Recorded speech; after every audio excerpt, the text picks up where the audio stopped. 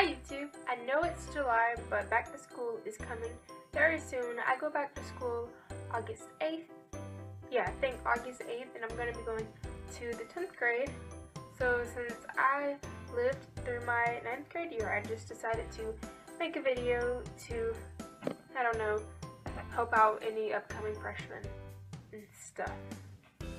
So yeah, you might notice that my voice is a little raspy right now because it is kind of late. It's almost midnight. And I've been wanting to film this video for a while, and sorry about not posting last week. And I was just really ready to make this video for you guys. So here it is, and I hope you enjoy. Number one is to go to your open house. Some people don't want to go because they think it's a waste of time, but really it's not. It's just good to go because you'll know where all your classes are, and on the first day of school you won't have to be walking around lost, not knowing where to go. And also, going to open house is a great way to see what you actually need for class, and sometimes there's a little bit of extra stuff. Like the supply list you get are usually just a general thing that a lot of the teachers just say, okay, you might need this and this or whatever, but it's good to talk to your own individual teacher so you know exactly what you need. Number two is to not bring any unnecessary supplies, because there's no point in having a gigantic book bag filled with so many different things or whatever. You don't need that much. Also, like in between classes, like you don't have that much time, so you might not have time to go to your locker and get whatever it is that you need. So that's why it's just good to bring a small amount of stuff. Tip number three is to take a picture of your schedule. It's so much easier. I didn't do this, but I should have. And sometimes the teachers might not want you to use your phone or like have your phone out in the hallways. So if you can't have your phone out or whatever, then you can just fold it up. That's what I did. I just folded it up really small.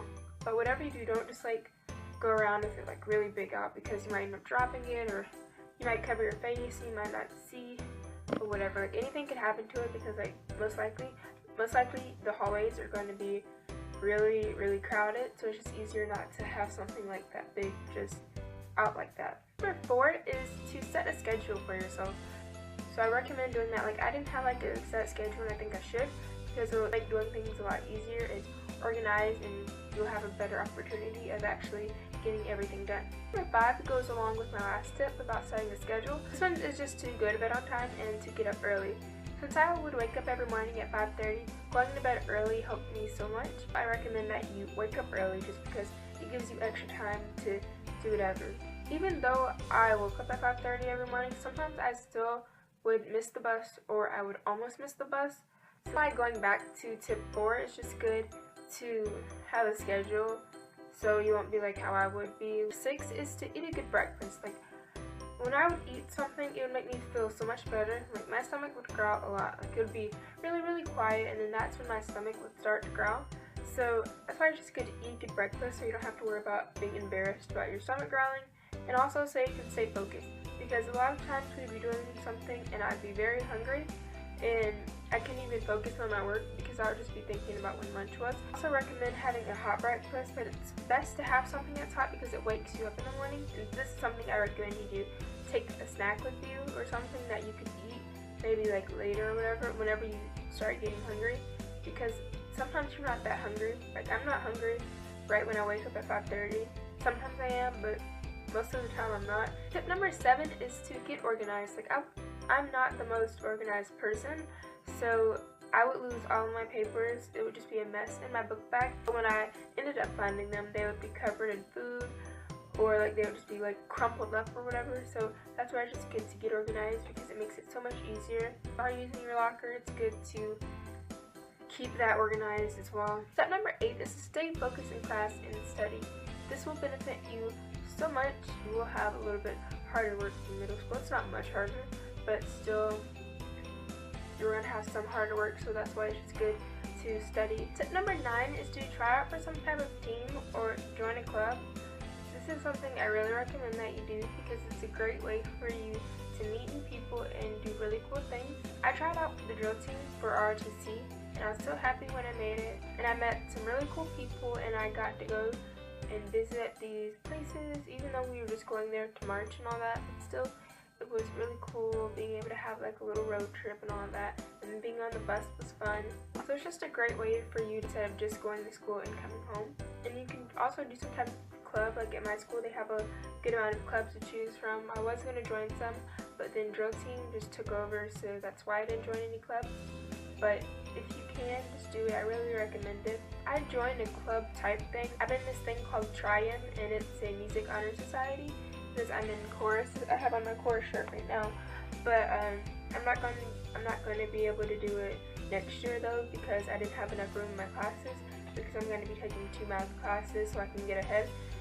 But I'm going to do it again in 11th grade. Looks great for college and all that. Colleges do want you to have good grades, but they also want someone who is well-rounded and who can do a few other things. Let's say you're a straight A student, but you don't do anything else but go to school.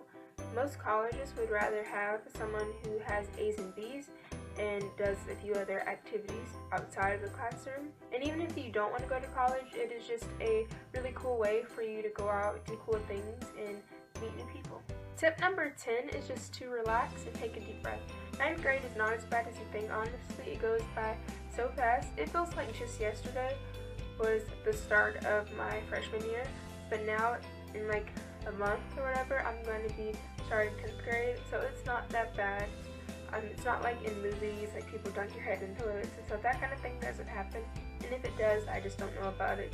I haven't heard about that happening. I hope you guys enjoyed my video. Hope it helped you and all that other stuff. And any other back to school type videos you would like to see, just leave those down in the comments. And yeah, if you want to see me outside of YouTube, you can follow me at Caitlin.j, at Caitlin.j on Instagram. That's the only social media I have. I have a Snapchat, but I don't actually use it. I just use it to use the fun filters and stuff. But if you would like to Snapchat me, just tell me down below your Snapchat and I can add you. And if I get enough people who want to actually Snapchat me, then I'll actually start using Snapchat. But yeah, thank you so much for watching, and I hope you have a good day and all that other good stuff. So yeah, bye!